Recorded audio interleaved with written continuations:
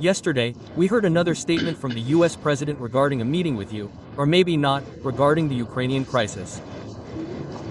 Almost simultaneously, American sanctions were imposed against Russian oil companies. Today, the European Union rolled back yet another round of anti-Russian sanctions. Toilets, motorized toys, puzzles, and tricycles are now banned. Can you comment on all of this? Thank you. The cancellation of the purchase of our toilets will cost them dearly. It seems to me they really needed them in the current situation. But what if they continue this policy toward the Russian Federation? Regarding the statement by the US president, well, what can I say? In our last telephone conversation, both the meeting itself and its location were proposed by the American side.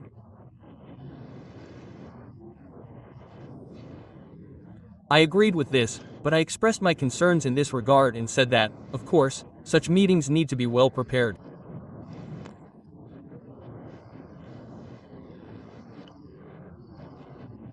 It would be a mistake for both me and the American president to approach this lightly and then leave this meeting without the expected result.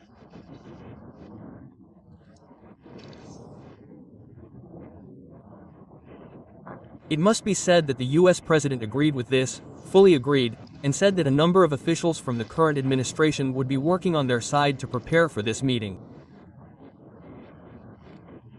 He named some of them. And I said that after our American colleague determines the final list of those who will work on preparing our meeting, we, for our part, will also announce who will work on our side, the Russian side.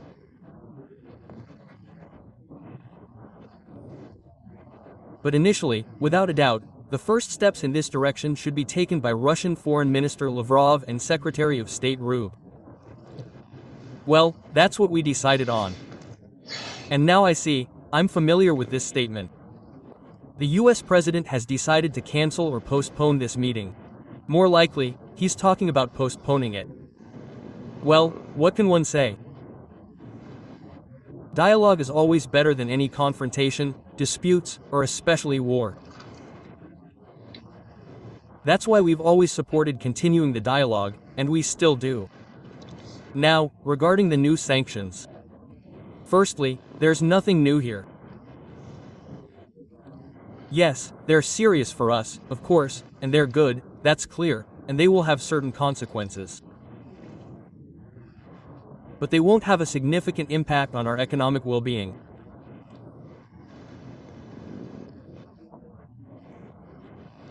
Well, during his first presidential iteration, it's well known that President Trump imposed the largest number of sanctions ever imposed against the Russian Federation. These sanctions currently have two aspects, a purely political one and an economic one. As for the political one, what are we talking about here?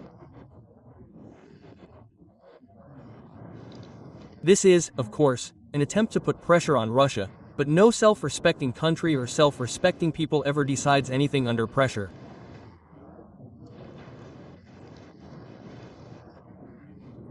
And, of course, Russia has the privilege of feeling and considering itself among this list of self-respecting countries and peoples. And that's the first thing. Secondly, it's a purely economic component, yes. Well, if we talk about the political aspect, then, of course, this is an unfriendly act towards Russia. This is obvious, and it does not strengthen Russian-American relations, which have only just begun to recover. Of course, with such actions, the US administration is damaging Russian-American relations. But as for the economic aspect, I repeat, of course, there is nothing good or pleasant about it.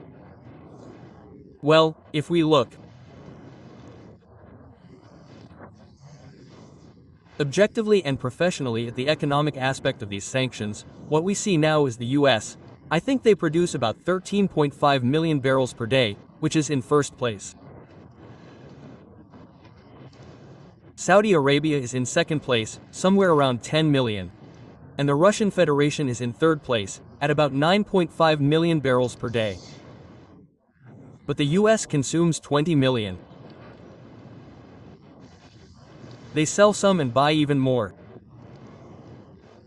Mainly in Canada, where 13 million are already produced and 20 million are consumed. But the Russian Federation and Saudi Arabia sell more oil and petroleum products. I could be wrong about something, or maybe I'll confuse something along the way, but roughly, well, the order will be, similar to reality. And what are they? Oil and petroleum products. Saudi Arabia sells about 9 million tons to foreign markets. The Russian Federation sells 7.5. That means our contribution to the global energy balance is very significant, very significant. And right now, this balance is generally in the interests of both consumers and producers. Disrupting this balance is a very thankless task, including for those trying to do it. Why? Well, firstly, we need to say that overall production is currently at a standstill. Of course, some part of Russian oil and petroleum products could be replaced on the global market. Of course, not all of it is impossible. Well, firstly, it takes time, and secondly, it requires significant investment. This is the first time we've heard from the International Energy Agency recently that it's proposing and encouraging economic actors to invest in hydrocarbon energy. Until now, everything has been the other way around. There's been talk, including within the International Energy Agency, about the need to invest in alternative energy sources. Yes, we do. But it's become clear that hydrocarbons are indispensable in the coming years, and certainly in the coming decades. This is obvious given the growth in consumption. The global economy is growing, and energy consumption is increasing. So, a sharp increase in demand right now isn't feasible. But if the supply of our oil and petroleum products on the global market were to sharply decrease, prices would rise. My American colleague and I discussed this as well. What will this lead to? It will lead to a sharp increase in the cost of oil and petroleum products, including at gas stations. And the United States is no exception. And if we consider the domestic political calendar in the United States, it's clear how sensitive some processes will be in this regard. And those who are pushing such decisions on the current administration need to understand who they're working for. But that's not important. What's important for us is that we feel confident and stable, and despite certain losses, they will certainly be, due to many circumstances. Nevertheless, our energy sector is feeling quite secure. But I also hope that this won't lead to significant changes in the global market, although everyone should be thinking about this now. I agree with the International Energy Agency on the need to consider investing in traditional energy, in traditional forms of energy. We are doing this and intend to do so.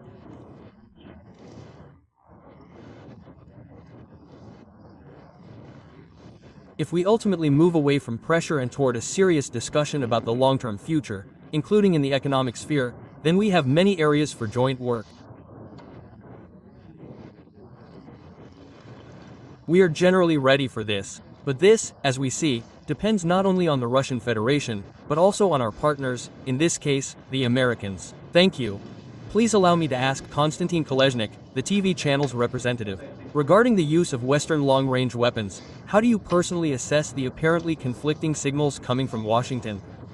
The day before, the Washington Post and the Wall Street Journal reported that the US had lifted a key restriction on the use of these weapons. Then Trump said that they would not supply Tomahawks after all. And just an hour ago, Zelenskyy again said that Ukraine will receive weapons with a range of almost 3,000 kilometers. In your opinion, is this still an escalation? This is an attempt at escalation, but if such weapons are used to strike Russian territory, the response will be very serious, if not overwhelming. Let them think about it. Everything is fine, thank you.